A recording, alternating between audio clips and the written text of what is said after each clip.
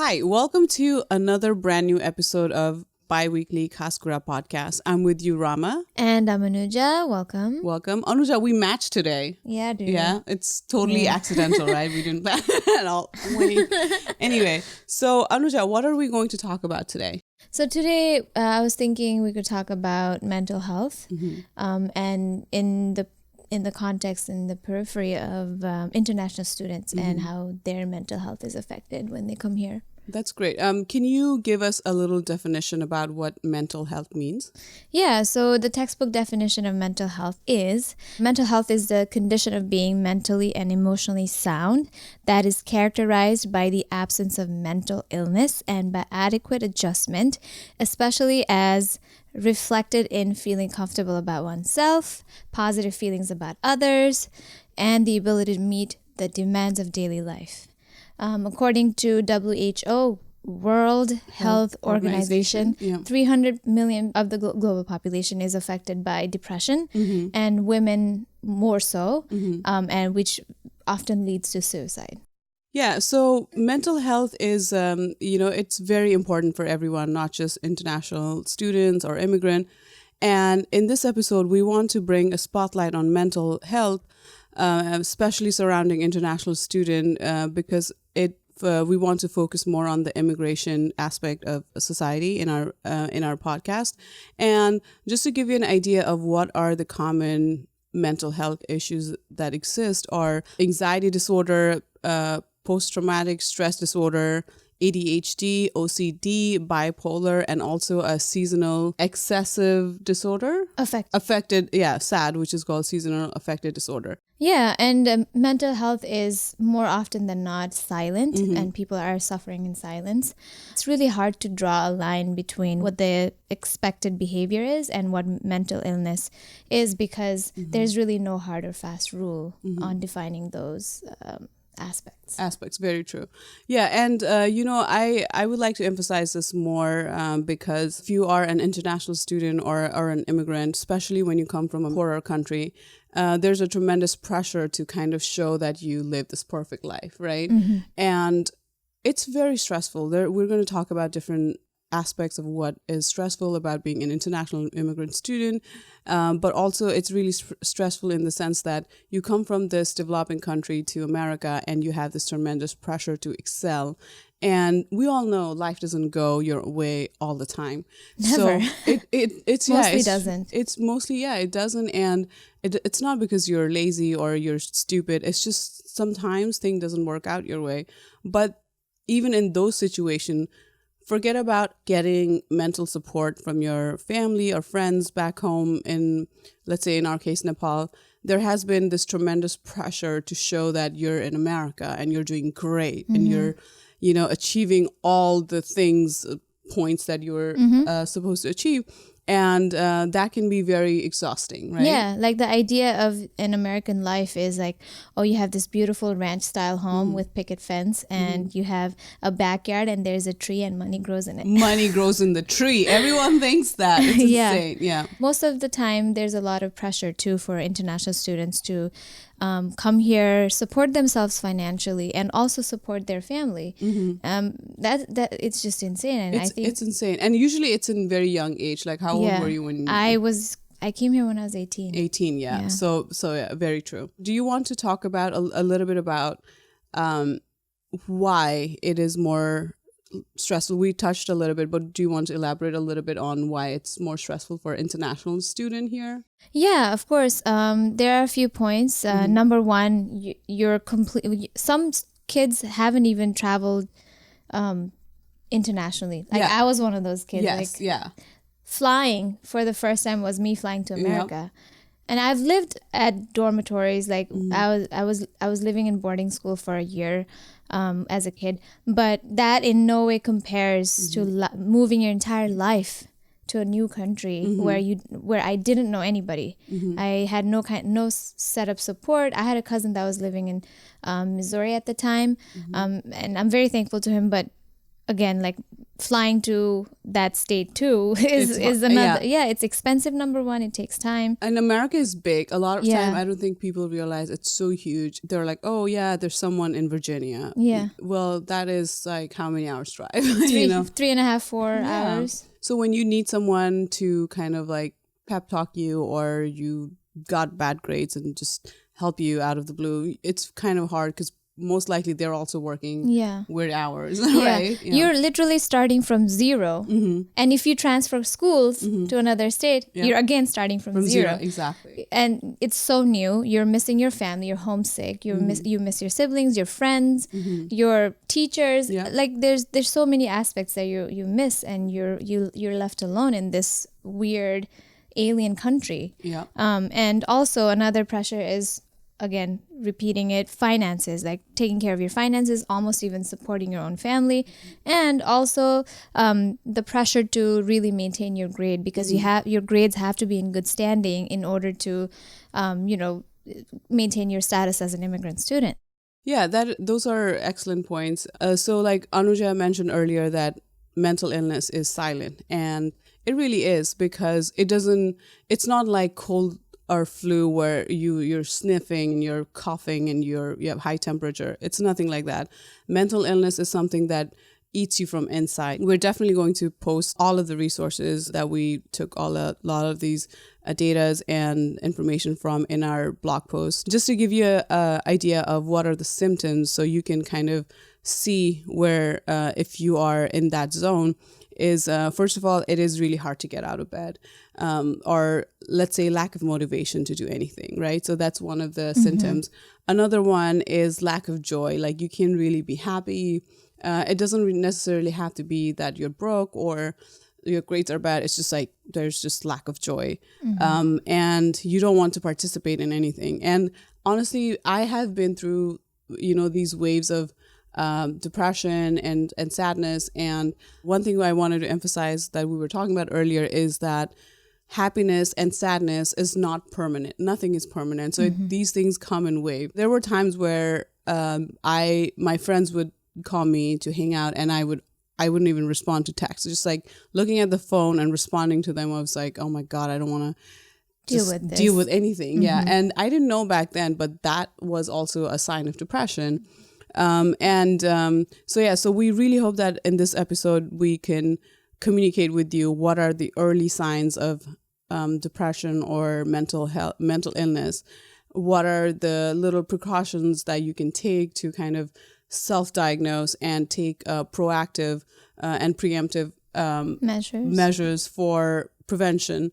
So it's not like we don't want to hear people killing themselves or taking a drastic measure. And especially like suicide is a permanent solution for a very temporary problem. So back to the symptoms, you can't get out, like it's very hard for you to find motivation, lack of joy, feeling excessively sad, prolonged or strong feelings or irritability or anger, avoiding friends, which I've done, and social activities. Too many times. Yeah. And difficulty understanding or relating to others. Yeah. So, Anuja, so these were the few points about mental illness or signs of mental illness that you can self-diagnose. Do you want to talk a little bit about any experiences that you have had as an immigrant student?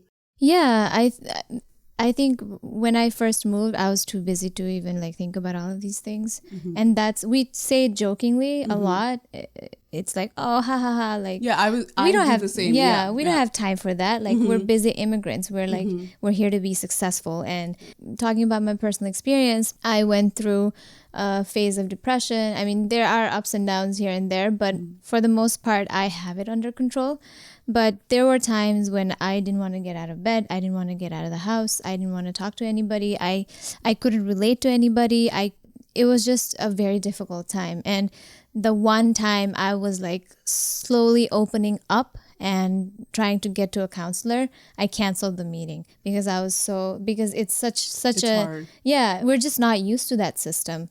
And what we're trying to tell you is that there is help available and that you should reach out to people and build a support system. Growing up in Nepal, there is a lot of corporal punishment, and your teachers are your like everything. gods. Yeah, there's like Teachers Day where you can't actually talk to your teachers about problems.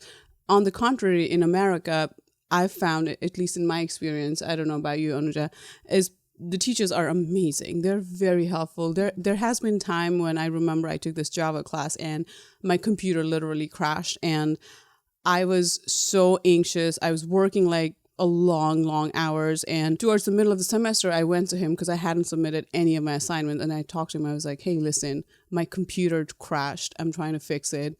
It's taking time. I'm not being able to do this. I'm like anxious as hell.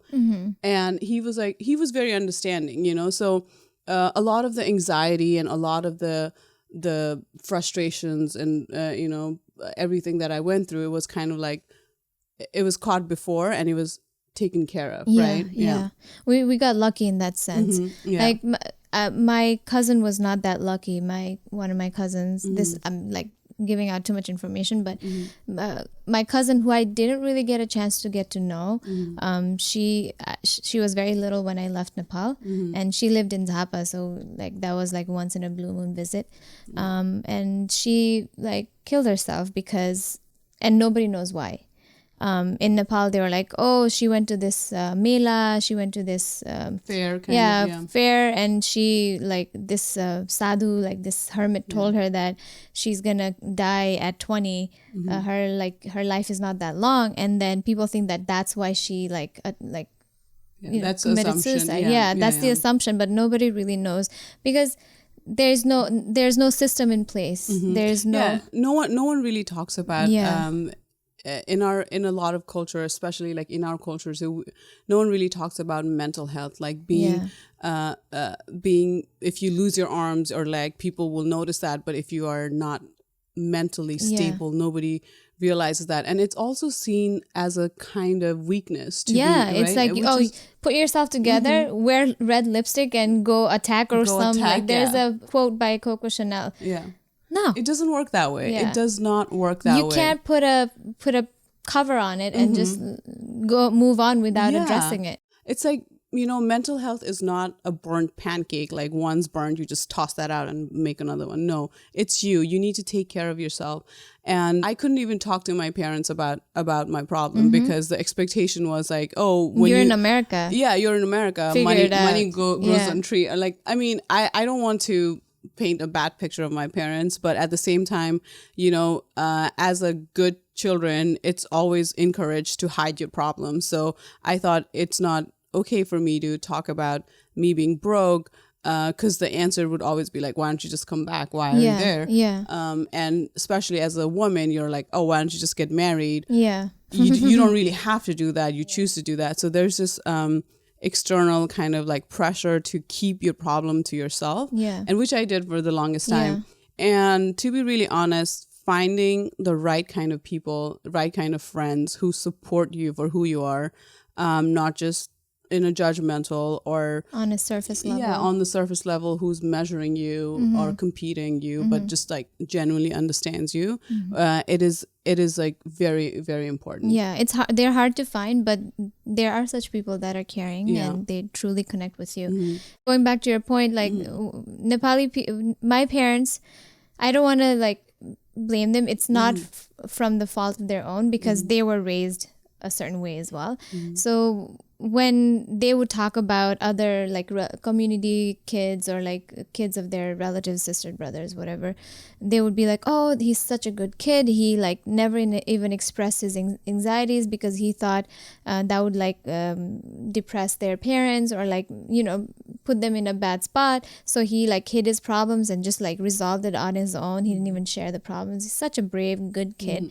Like you hiding your problems is considered good. And that's I don't think a lot of time I don't think the parents mean to be like, oh, hide your problems. It's just more like the norm that's out there, right? And think about it, like when your kid comes out as being depressed or like has mental issues, people are like, oh, त्यसको छोरा त उ यस्तो भएछ, त्यसको छोरी त बौलाएछ, यस्तो भएछ, उस्तो भएछ.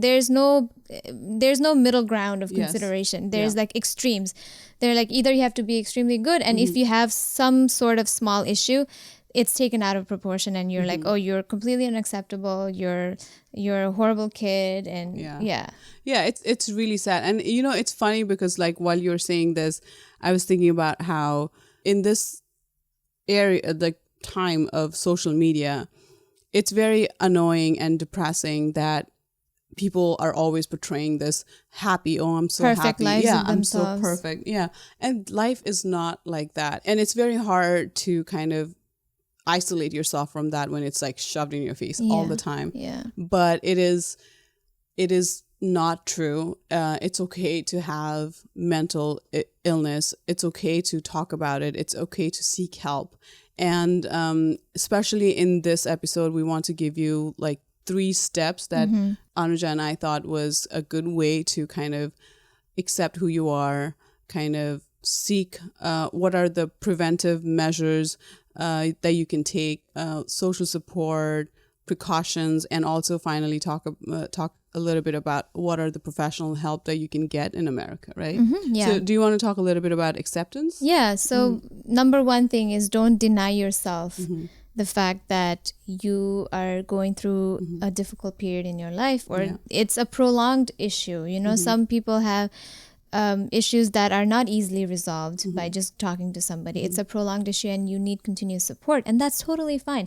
It's like a physical ailment too. Like whenever, suppose you're bound to wheelchair, it's like there are support system built around, like a lot of building regulations ask people to have a wheelchair path, like like ramps. So just like that, there are support systems, and it's okay to be open about your problems and accept that things are not okay, and you can actually like reach out to people and talk to your parents. And honestly, if you're happy 100% of the time, I think that is a problem. That might be a problem. That might be, anyway, and what are the other acceptances that you can seek for? You can try to stay healthy, go exercise regularly. A lot of colleges have free gym memberships. All you need is your student ID. Exactly. Exercise, eat well, cook on your own, or seek for fruits, vegetables. Try to stay away from fast food. Yes. I gained 37 pounds my first semester. It was not freshman 15, it was freshman 37. Wow. So I would like to see your picture. Oh God, it's terrible. But I'll show it to you. I'm not ashamed. Okay, I have a few pictures. You must be cute anyway. But, I was quite chubby. So exercise, eat healthy, breathe, read books. Like the first book I read that was called Namesake, it was really helpful for me to like get through a lot of things. And whatever makes you happy. Yeah. Whatever makes you relax. Like you want to take a hot bath, do that. Yeah. We're not saying that that's a permanent solution, but it's a good start. It's just accepting that, okay, I'm not happy, things are not going right now. I need to acknowledge that. And instead of being flustered and hiding and going into that vicious circle, you kind of accept it and try to take preemptive measures on that. And another thing, so after acceptance, we also want to give you a few points on how to build social support around you. I always think that having a good friend, like I have a sister, luckily I have 2 sisters and a brother who I'm very close to. My mom, I'm really close to, and I'm blessed to have friends like Anuja in my life who I can genuinely talk to about my problems, and I can seek. So when you're in this, there's a saying like when you take a rice grain and you just like look at it from this close, it's huge, but when you put into perspective, it's not as big. And I find that sometimes problems that you're very flustered about are like that, and so try to build this support system. If you are feeling suicidal, please call suicide hotlines. If you just Google suicide hotlines, you'll get a lot of information. The number that we can provide you right now for suicide hotline in America is 1-800-273-8255. It's 1-800-273-8255. We'll put all these information in our blog post and in our descriptions. And finally, one of the app that I kind of used to see if I could, quote, self-diagnose myself if I had depression was this app called Mood Path. So the general idea is that it tracks your mood 3 times a day for 14 days. It's a free app. You input how you're feeling, like anxiety or different levels of anxiety or different levels of work overload. And on the 14th day, it kind of gives you this outlook like, oh, yeah, you're clinically depressed or you're depressed or you're not. And it kind of helps you understand that, okay, this is just a phase, or do I need to get professional help, right? Yeah. Yeah. So talking about professional help, can you expand a little bit? Yeah. So a lot of universities, actually 100% of the university, it's a DHSU SCIS requirement that you have health insurance. All international students are required to have health insurance, no matter what alphabet, like F1, J1, not J1, F1, H1. I think H1 is work. But anyway, you need health insurance. You need health insurance no matter what like alphabet you as student you are. And then there's also the seasonal depression, right? Like the seasonal affective disorder. So for that, recommend vitamin D supplements. But don't take it to our word because you have to get tested first. Yes, you have to get tested. Yeah. And going back to the point of Anuja's talking about the requirement of international student having to have health insurance, you can go to a doctor, talk to them about things. There were times where I had a really bad acid attack and I thought I was getting heart attack. So I have gone to hospitals for stupid reasons. Anyway, okay. It's there for you. It's okay. Yes, it's there for you. You've paid for it. Utilize it. You can also ask to see therapists or counselors using your health insurance. Try to use that as well. And also at Baruch, actually, they didn't require health insurance. All they needed it was anonymous. All you need to do is make an appointment and then you just go in and then the first session is a bit longer because they try to get to know you, and then you can have more recurring sessions. Oh, that's awesome. Yeah. So like I said, there are helps out there. It's okay to be sad and try to seek help. And I really hope that our episode today kind of gave you a window to because it's such a ignored topic. It's a really taboo topic in Nepal. Yeah, in Nepal, and I think a lot of developing country where there's this like fake ideologically like this masculinity. You're putting in a front pretty much. Like you're waking up every morning and like putting on makeup and I'm like, you're like, oh, this is how I woke up, you know? Woke up like this. Don't feel pressured to put a front for the world. It's your life. You can delete the Instagram app anytime you want. Yes. So with that message, please follow us on Instagram. Our handle is the irony. Khāskurā podcast. And our Facebook page is also called Khāskurā Podcast. Our email is khaskurapodcast@gmail.com. And we also have our blog post, which I mentioned earlier. It's at Medium Khāskurā Podcast. If you Google it, you'll be able to see it. We're on Spotify, Apple's podcast or iTunes podcast, and Spotify, SoundCloud. So you can hear us too. And okay, so do you want to wrap up our episode? In summary, I want to say that coming to America, there are a lot of stressors like financial stress, academic stress to stay afloat and to survive, the language difference, the cultural difference, the difference in food, you miss home. There's a lot of factors that will stress you out, and it will probably induce like mental disorders that might in the long run also affect your growth and your ability to find happiness. So always have in mind that stressors and stress is real and that there is help, and we want you to be able to be open about it, talk about it, build a support system, and acknowledge it. Yes. And please don't forget to share this with your friends and family because this is really important topic. This is really important. And if you have any inputs, please do comment. We would love to get any more input. It's like two people's perspective, and if you have any additional perspective, please do share this episode, not just to share just because this topic is very dear to us. So with that, we're going to wrap up our episode today. Please hit the red button to subscribe to our bi-weekly Khāskurā podcast. And with that, we're signing off today. Thank you so much, and namaste. Namaste.